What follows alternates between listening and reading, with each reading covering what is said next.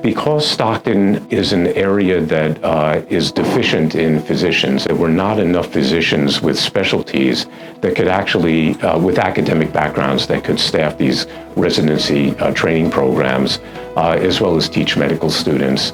So the light went off at that moment that it was clear to me that in order to assist the hospital and the system, we needed to develop the Touro University Medical Group.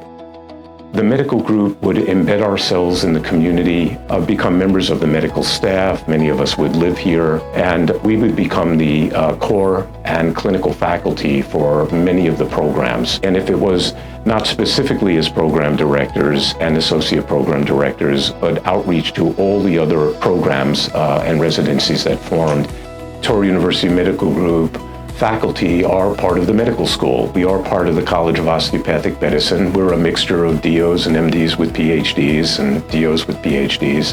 This is similar to what you would experience if you went to Stanford or UC Davis, where you graduate from the medical school and you get into a program for residency or fellowship training that's affiliated with the college where you went to school and earned your degree. In addition, you now have Touro faculty that are setting curriculum.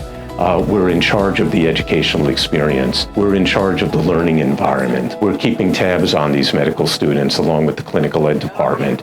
We're intertwined with the school. These students leave the confines of the campus and leave the womb and then migrate out to Stockton, where they're now surrounded by faculty that are directly affiliated with the medical school. So that's kind of the synergy between the medical school and the medical group. We are Touro University.